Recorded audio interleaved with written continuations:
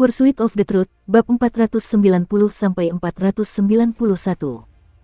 Untuk melihat video selengkapnya, sahabat bisa kunjungi playlist yang telah Sabta Novel sediakan.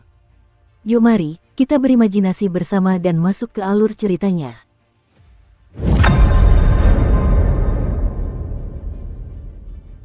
Lima belas tahun yang lalu, di dunia 9 Yin tidak hanya ada satu dukun akhir, melainkan 3. Selain dukun perkasa dari kuil Dewa Dukun yang seharusnya berada di sini sejak awal, ada juga dukun perkasa lainnya dari suku-suku lain. Tepat setelah acara perjudian harta karun berakhir, cukup banyak dukun yang berpisah untuk menuju ke 3 tempat yang akan memungkinkan mereka menerima warisan mereka. Mimpi buruk itu dimulai saat itu, aku tak akan pernah melupakan hari itu untuk selama-lamanya. Berbagai macam perubahan terus muncul tanpa henti di dalam 1 juta li di sekitar kota Saman, dan perubahan-perubahan itu seperti kekuatan penolak yang kuat yang mencoba mengusir kita semua orang luar dari dunia 9 Yin. Tanah bergetar dan banyak retakan muncul di daratan. Kelelawar suci terbang keluar dari retakan-retakan itu, dan pada saat itu, bulan ke-9 di langit berwarna merah darah. Seluruh tanah diselimuti cahaya merah darah. Hutan-hutan yang membentang tak berujung itu tampak seolah-olah telah hidup kembali. Pohon-pohon mulai bergerak, dan jeritan aneh yang melengking, terdengar seperti tangisan, bergema ke segala arah. Vortex yang berputar cepat muncul satu demi satu di langit. Saat berputar, sinar cahaya hitam turun dari dalamnya, dan semua orang yang bersentuhan dengannya akan segera mendapati cahaya itu menyatu ke dalam jiwa mereka, menyebabkan jiwa mereka meninggalkan tubuh mereka, mengubah mereka menjadi bagian dari salah satu dari 3 ras suci di negeri ini, para pengembara yang melayang. Perubahan juga terjadi pada roh 9 Yin pada saat itu. Mereka tidak lagi menepati janji yang telah dibuat antara mereka dan para dukun di masa lalu. Sebaliknya, mereka mulai membunuh dan mengusir semua dukun di dunia 9 Yin. Sumber dari semua ini adalah karena sebuah rencana yang dibuat oleh para dukun, sebuah rencana yang dibuat oleh Dewa Kuil Dukun dan disetujui oleh semua suku besar. Rencana itu adalah untuk membuka sepenuhnya jalur menuju dunia 9 Yin sehingga semua orang dari suku-suku besar dapat datang ke dunia 9 Yin pada saat yang bersamaan dan tanpa batasan apapun. Bencana Gurun Timur semakin dekat dan kita terpaksa melawan para berserker untuk merebut tanah mereka. Sebagai dalang utama, Dewa Kuil Saman berkoordinasi dengan semua suku besar dan para dewa abadi yang datang ke tanah para Saman untuk melaksanakan rencana tersebut, semua demi menyelamatkan sebanyak mungkin nyawa dan mendapatkan tingkat perlindungan tertinggi ketika bencana Gurun Timur menimpa seluruh tanah Pagi Selatan. Mereka merancang struktur untuk rune relokasi yang ampuh agar mereka dapat mengubah dunia 9 Yin menjadi tempat perlindungan yang aman bagi suku-suku besar di tanah para dukun dan kuil Dewa Dukun ketika bencana Gurun Timur tiba. Mungkin Dewa Kuil Dukun telah mempersiapkan rencana ini sejak lama. Mungkin mereka bahkan tidak berpikir untuk menggunakan tempat ini sebagai tempat berlindung yang aman, tetapi berpikir untuk menggunakannya untuk tujuan lain. Tetapi pada saat itu, ketika bencana Gurun Timur terus mendekati kita, Dewa Kuil Dukun bekerja sama dengan suku-suku besar dan para dewa abadi dan akhirnya meletakkan rune ini di kota Dukun. Jika kamu pergi ke reruntuhan kota Saman, kamu seharusnya masih bisa melihat sisa-sisa rune tersebut.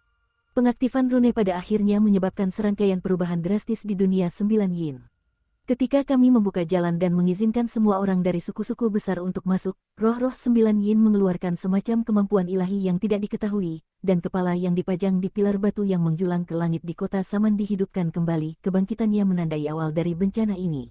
Rune itu runtuh, lorong di langit yang dibuka oleh rune itu tertutup, dan kota Saman hancur. Ini adalah hal-hal yang saya ketahui dan lihat. Mungkin ada beberapa rahasia lain yang tidak diketahui oleh orang biasa. Saya tidak tahu tentang hal-hal itu. Namun, roh 9 Yin tidak menyangka bahwa ada lebih dari 1 rune. Para dukun meletakkan 3 rune di 3 tempat berbeda di dunia 9 Yin. Tetapi, kemunculan badai yang mengerikan secara tiba-tiba menyebabkan rencana para dukun gagal total. Aku masih tak bisa melupakan badai itu. Badai pasir mengamuk di langit dan berubah menjadi sosok raksasa. Kemanapun badai itu pergi, semua makhluk hidup akan berubah menjadi kerangka. 2 rune lainnya telah hancur, dan sebagian besar dukun di tempat ini berhasil melarikan diri melalui rune terakhir sebelum hancur, tetapi mungkin karena ras-ras di sini sengaja meninggalkan jalur kecil untuk bertahan hidup sehingga mereka berhasil melakukannya. Ada beberapa orang yang tidak berhasil melarikan diri. Ketika rune dihancurkan, mereka dipaksa untuk tinggal di tempat ini, dan setelah melalui siklus kematian dan pemusnahan di antara mereka, orang-orang ini berkumpul bersama. Pada saat itu, jumlah mereka mencapai 10.000 orang, tetapi sekarang, hanya beberapa ratus yang tersisa. Orang-orang ini adalah kita. 9 bulan menggantung tinggi di langit dan bersinar terang. Daratan tidak benar-benar gelap, tetapi jika seseorang melihat ke kejauhan, mereka akan mendapati bahwa tempat-tempat di kejauhan masih gelap dan mereka tidak dapat melihat tempat-tempat itu dengan jelas. Hanya ada beberapa area yang diterangi dengan baik oleh cahaya bulan. Api unggun berkobar redup di lembah. Gumpalan asap hijau berputar-putar tertiup angin saat melayang ke langit dan menyatu dengan kegelapan. Nan Gong Hen duduk di samping api unggun. Kata-kata lembutnya bergema di langit, dan seperti asap hijau, akhirnya menyatu dengan kegelapan. Su Ming duduk di hadapannya dalam diam sambil mendengarkan Nan Gong Hen menceritakan peristiwa 15 tahun yang lalu. Dalam benaknya, ia mulai menggambar adegan-adegan yang telah terjadi di masa lalu. Dia terkejut dengan pemikiran para dukun yang ingin menggunakan tempat ini sebagai tempat berlindung yang aman. Jika mereka benar-benar berhasil, maka ketika bencana Gurun Timur berakhir, suku-suku besar para dukun tidak akan mengalami kerusakan sedikit pun. Apakah para pengembara yang kau bicarakan itu sekelompok jiwa yang mengembara di daratan seolah-olah mereka tidak memiliki kecerdasan sama sekali? Ketika Su Ming teringat pernah melihat Ahu di kota Saman, dia menghela napas. Mereka adalah pengembara tanpa tujuan tingkat terendah. Mereka tidak memiliki kemauan seperti saat masih hidup. Berdasarkan pengalaman saya melawan mereka selama 15 tahun terakhir, ini adalah ras suci yang bertindak seperti lintah. Inilah satu-satunya cara bagi mereka untuk berkembang. Mereka akan melekat pada jiwa-jiwa makhluk hidup dan menyerap kekuatan mereka untuk tumbuh. Saat jiwa itu hancur, itu menandai selesainya pertumbuhan mereka. Kekuatan mereka juga akan berbeda tergantung pada seberapa kuat jiwa yang mereka ikat, kata Nan Gong Hen dengan tenang. Apakah ada cara untuk menyelamatkan mereka? Su Ming menatap ke arah Nan Gong Hen. Kami sudah mencoba sebelumnya, tetapi bahkan setelah kami menggunakan semua yang kami miliki, kami tidak berhasil. Begitu pengembara yang terombang-ambing ini melekat pada jiwa-jiwa, mereka akan menjadi satu, dan akan sulit untuk memisahkan mereka, tetapi saya mendengar bahwa kalian para berserker memiliki suku Pantom Dais. Rumor mengatakan bahwa mereka telah meneliti seni tentang roh secara mendalam, mungkin mereka dapat menyelamatkan jiwa-jiwa ini. Catatan penerjemah, suku Pantom Dais, suku tempat Su Ming dan kakak-kakaknya menerobos masuk untuk menyelamatkan Ziche. Nan Gong Hen mengangkat kepalanya dan menatap ke arah Su Ming. Jika dia masih belum tahu bahwa Su Ming adalah seorang berserker sampai saat ini, maka tidak mungkin dia bisa menjadi pemimpin Fatetkin. Sejujurnya, begitu Su Ming berhenti mengenakan topengnya, tanda berserkernya telah memberitahu Nan Gong Hen segalanya. Banyak orang juga dapat mengetahuinya melalui percakapannya dengan pelayan Ditian dan perbedaan seni mereka saat bertarung.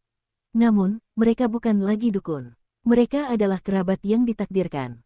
Bagi mereka tidak penting dari mana Su Ming berasal, apalagi bahwa dia adalah seorang berserker. Semua ini terjadi 15 tahun yang lalu. Senior Mo yang terhormat, mohon jangan ambil hati apa yang terjadi selama acara perjudian harta karun. Sejujurnya, saya tidak dapat membuat keputusan apapun yang akan merugikan Dewa Kuil Dukun. Nan Gong Hen menarik napas dalam-dalam, berdiri, dan membungkuk dalam-dalam ke arah Su Ming. Kau tidak perlu melakukan ini, kakak Nan Gong. Su Ming menggelengkan kepalanya. Yang mulia Senior Mo, mohon, jadilah roh suci dari keluarga takdir. Nan Gong Hen membungkuk kepadanya sekali lagi.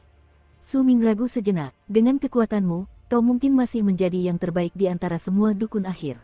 Bahkan jika kau tidak bisa melawan dukun akhir, kau tetap akan menjadi salah satu prajurit terkuat di seluruh negeri Pagi Selatan, dan kau pasti akan mengejutkan dunia hanya dengan satu gerakan. Kami tidak bisa pergi, dan sulit bagi kami untuk bertahan hidup di sini. Jika kau meninggalkan kami, maka tak lama lagi, semua kerabat takdir di tempat ini akan mati. Aku tak keberatan mati, itu tak masalah bagiku, tapi ada cukup banyak anak yang lahir di sini. Aku, Nan Gong Hen menatap Su Ming dan berbisik pelan. Su Ming menatap Nan Gong Hen, dan setelah beberapa saat, dia memejamkan matanya. Waktu berlalu perlahan, dan setelah beberapa saat untuk membakar sebatang dupa, dia membuka matanya dan mengangguk ke arah Nan Gong Hen. Jika memang tidak ada cara bagi kita untuk pergi, aku akan melindungi Fatetkin, tetapi demikian pula, jika aku berhasil menemukan jalan keluar dan kembali ke Tanah Pagi Selatan, kalian semua tetap harus menghormatiku. Apakah kau akan menyetujui ini? Tanya Su Ming dengan lesu. Keberadaan Fatetkin menyentuh hatinya, dan juga sulit baginya untuk sepenuhnya menolak Nan Gong Hen setelah berulang kali memohon padanya. Namun, tidak adil jika Su Ming hanya memberi dan tidak menerima apapun pada akhirnya. Itulah mengapa dia juga mencantumkan tuntutannya sendiri ketika menyetujui permintaan Nan Gong Hen. Kami, kaum takdir, adalah ras yang terabaikan. Kami tidak akan pernah melupakan kebaikan besar yang telah kau tunjukkan kepada kami. Begitu kami menghormatimu sebagai roh suci kami akan selamanya menaati kata-katamu. Nan Gong Hen menyatakan dengan sungguh-sungguh. Suming menatap Nan Gong Hen dan mengangguk setelah beberapa saat. Kemudian, dia berdiri dan berjalan menuju lembah. Di dalamnya, terdapat sebuah gua tempat tinggal yang telah dikosongkan khusus untuknya. Nan Gong Hen memandang Suming yang berjalan menjauh dan menarik napas dalam-dalam sebelum mengarahkan pandangannya ke langit. Bisakah kita kembali? Sudah 15 tahun berlalu. Dia juga menghilang dari dunia 9 yin saat itu. Di mana dia sekarang? Gumam Nan Gong Hen dengan sedih. Ketika Suming memasuki gua, ia duduk dengan wajah tenang, lalu melambaikan tangannya, dan seketika itu juga, area di depannya menjadi gelap. Ketika kegelapan itu menghilang, lelaki tua berbaju hitam yang telah kehilangan keempat anggota tubuhnya muncul di hadapannya. "Mengapa kau selalu memanggilku takdir?" tanya Suming dengan tenang. Wajah lelaki tua itu pucat pasi. Matanya terpejam seolah sedang tidur nyenyak, dan dia tidak mengucapkan sepatah kata pun. Suming menunggu sejenak, lalu mengangkat tangan kanannya. Saat ia melakukannya, pedang kecil berwarna hijau itu langsung muncul.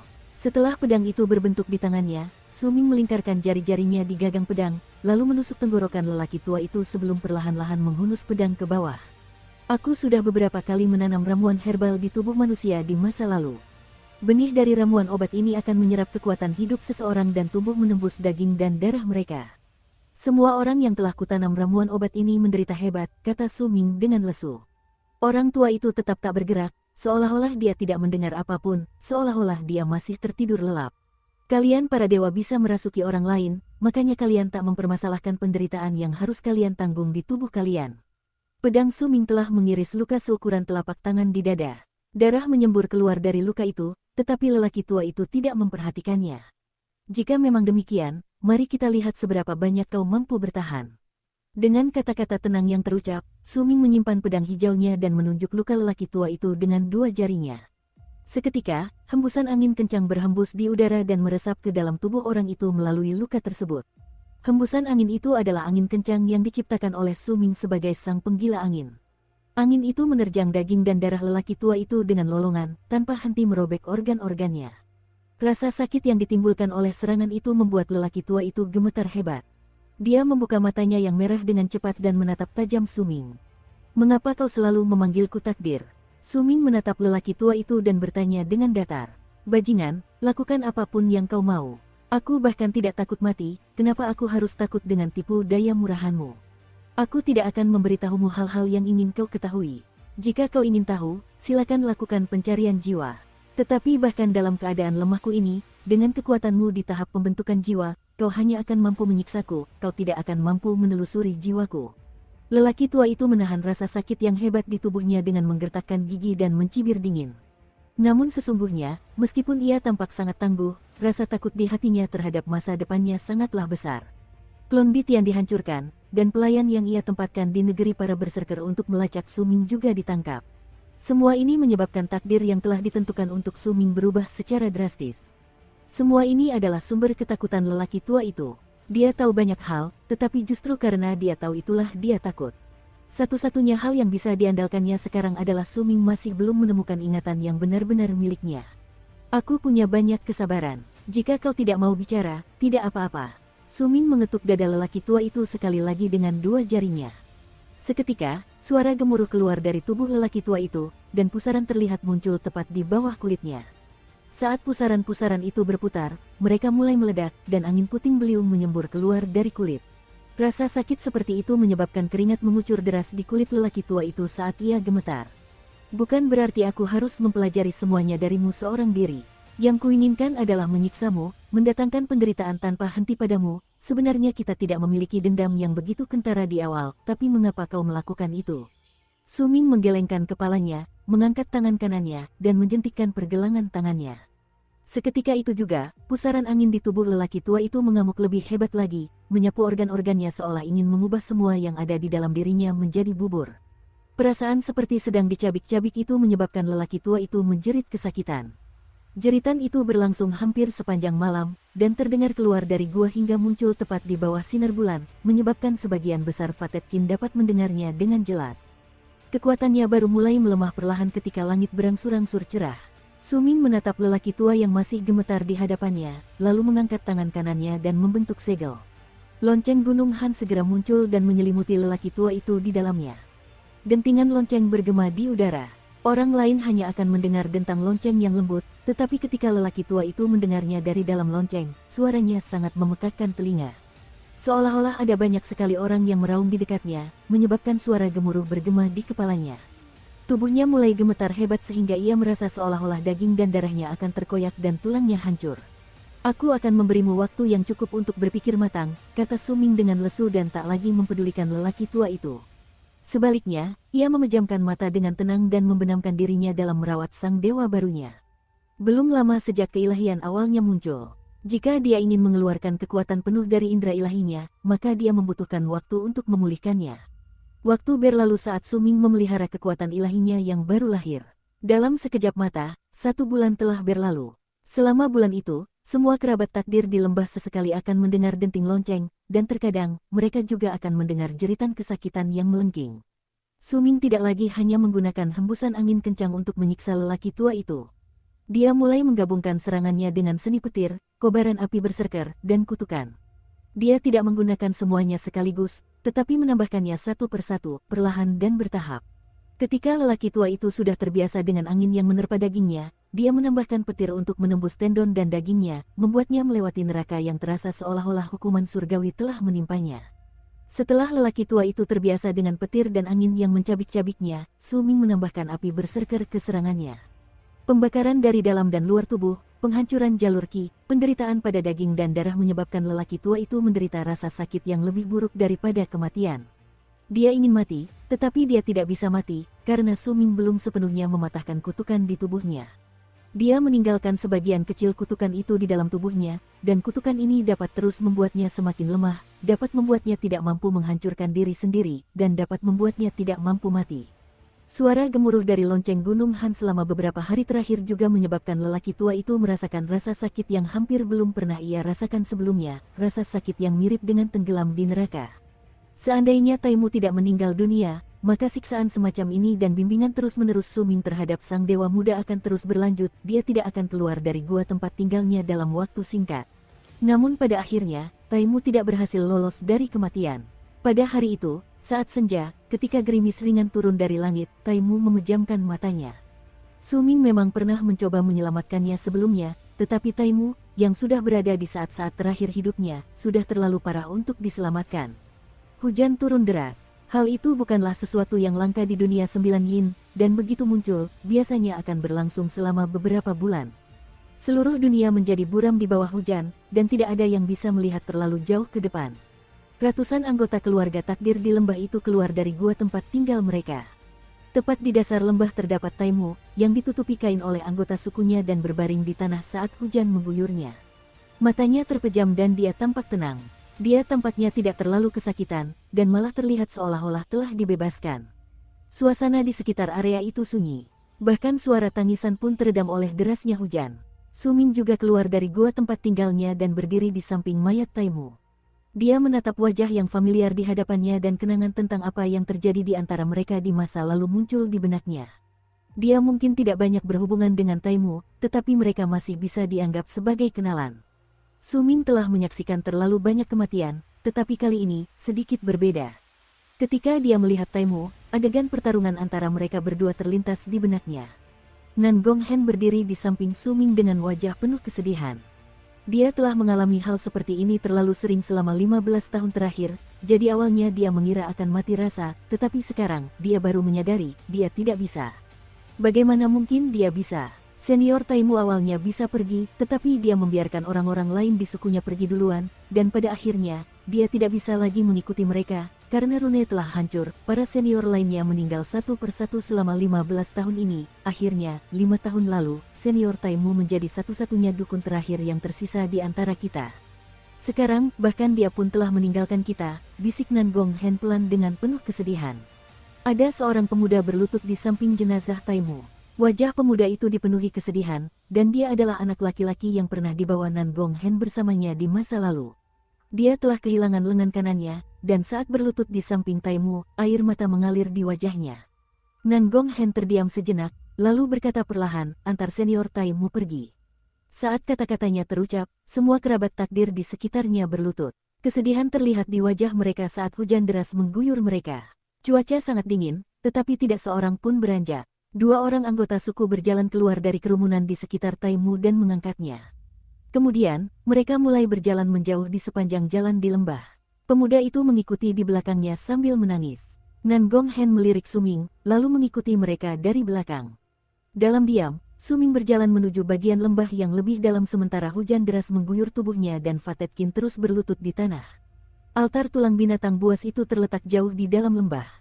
Itu juga tempat di mana kaum tertakdir mengubur orang mati mereka selama 15 tahun ini. Hujan membuat area tersebut menjadi tidak jelas, sehingga lapisan tebal tulang putih dan monumen batu yang dipenuhi kata-kata tidak lagi terlihat begitu menakutkan, melainkan memancarkan aura kesedihan yang mencekam. Suming tidak terlalu terpengaruh oleh penderitaan itu, tetapi Nan Gonghen, setiap kali dia datang ke tempat ini, dia akan merasa seolah-olah hatinya ditusuk. Setelah menguburkan Taimu, mereka mendirikan monumen batu di atas makamnya. Mereka mengukir namanya dan afiliasinya sebagai kerabat takdir di monumen itu, serta semua prestasi pertempurannya semasa hidup. Setelah selesai, Nan Gonghen bersujud di depan monumen itu dalam diam sebelum berbalik dan pergi, membawa serta kesedihannya. Suming mengamati sekeliling melewati altar. Hujan turun semakin deras, dan samar-samar ia bisa melihat melalui tabir hujan yang gelap banyak jiwa pahlawan yang kembali ke surga setelah melindungi suku mereka di lembah selama 15 tahun terakhir. Kepergian Taimu menimbulkan kesedihan yang menyelimuti hati semua keluarga takdir, menyebabkan semua orang hanya berbicara sedikit selama beberapa hari berikutnya. Seiring waktu berlalu, hujan di luar semakin deras. Suara gemerisik tetesan air yang jatuh ke tanah tetap terdengar terus-menerus. Hujan dan kabut menyelimuti seluruh area, membuatnya semakin tidak jelas. Seolah-olah hujan dan kabut telah berubah menjadi tirai hujan yang menghubungkan langit dan bumi. Suming mendengarkan suara hujan di luar dari dalam gua tempat tinggalnya. Dia terus bermeditasi, dan tidak berhenti sampai di situ saja. Ia juga terus menghujani pelayan di Tian dengan siksaan. Kematian Taimu tidak terlalu mempengaruhinya, begitu pula dengan kesedihan yang menyelimuti tempat ini. Lagi pula, dia belum tinggal di tempat ini selama 15 tahun, dan dia tidak memiliki banyak kenangan tentang tempat ini. Namun, entah karena alasan apa, dia merasa agak depresi. Saat kau meninggal, kau pasti ingin dimakamkan di negerimu sendiri, tetapi pada akhirnya, tulang-tulangmu dimakamkan di negeri asing, bahkan bagi para dukun tingkat akhir, sulit bagi mereka untuk menentukan di mana mereka akan meninggal. Taimu masih berada dalam situasi yang lebih baik. Setidaknya dia tahu di mana rumahnya. Dia juga tahu jalan kembali ke rumahnya. Tapi di mana rumahku? Di mana sebenarnya Gunung Kegelapan? Atau mungkin, Gunung Kegelapan bahkan bukan kampung halamanku yang sebenarnya. Tetua pernah menyuruhku pergi ke Gunung Alam Berserker, gumam Suming, dan tatapan kosong muncul di matanya. Kenangan tentang Gunung Kegelapan muncul di hadapannya, dan perlahan-lahan, kenangan itu memudar. Waktu berlalu sekali lagi, dan 1 bulan lagi pun berlalu dengan lambat. Kekuatan ilahi Suming yang baru lahir perlahan-lahan menyempurnakan kondisinya selama 2 bulan perawatan ini. Ketika Suming selesai memelihara Nasjen Divinity-nya, indera ilahinya juga mencapai kondisi puncak. Meskipun dia mungkin tidak dapat mencakup area seluas 1 juta li, tetapi begitu dia menyebarkannya, dia masih dapat merasakan naga merahnya, mayat beracunnya, dan Ji Yun Hai. Pada hari itu, dengan ekspresi serius, Suming perlahan-lahan menyebarkan indera ilahinya sambil duduk dengan kaki bersilang. Saat indera itu membentang ke segala arah, ia memfokuskan perhatiannya pada naga merah, bonekanya, dan mayat beracun.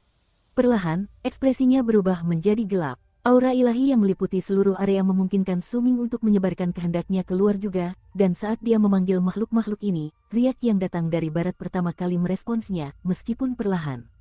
Gelombang riak itu sangat lemah. Begitu indera ilahi Suming menyentuhnya, sebuah pemandangan buram muncul di kepalanya, dan dia melihat gambar samar berkelebat tepat di depan matanya. Gambar itu menunjukkan sebuah istana besar, yang dibangun di atas gunung. Terdapat 8 patung raksasa di dalam istana, dan tepat di tengah-tengah patung-patung itu terdapat kerangka yang berlutut dengan 1 lutut. Anggota tubuhnya dirantai, dan rantai-rantai itu tertancap di tanah. Patung-patung itu bukanlah yang menanggapi Suming, dan bukan pula kerangka itu, melainkan gambar yang terlukis di tanah di bawah kerangka itu. Gambar itu menonjol dari tanah dan berputar-putar di sekitar area tersebut, dan itu adalah naga merah tua yang ukurannya jauh lebih kecil. Namun, warnanya tidak lagi merah tua. Warnanya menjadi jauh lebih kusam. Ada rasa sakit di wajahnya, dan ia tidak bergerak. Jika Suming melihat lebih dekat, ia dapat menemukan bahwa 8 patung itu menginjak gambar naga merah tua seolah-olah mereka menahannya. Adapun kerangka di tengah, tempat rantai itu tertancap tepat di tempat kepala naga merah tua berada. Saat gambar itu terlintas di benak Suming, gambar itu menghilang tanpa jejak. Segera setelah itu, pemandangan baru muncul, dan pemandangan itu adalah rawa. Tepat di kedalaman rawa terdapat sepasang mata hijau, dan mata itu berkedip-kedip dalam kegelapan. Sebuah geraman rendah sepertinya terdengar, dan pemandangan itu menghilang. Su Ming membuka matanya dengan cepat, dan tatapan dingin muncul di dalamnya. Roh 9 Yin. Dia berdiri, meninggalkan secercah kesadaran ilahinya di lembah, melangkah keluar dari gua tempat tinggalnya, dan di saat berikutnya, menghilang.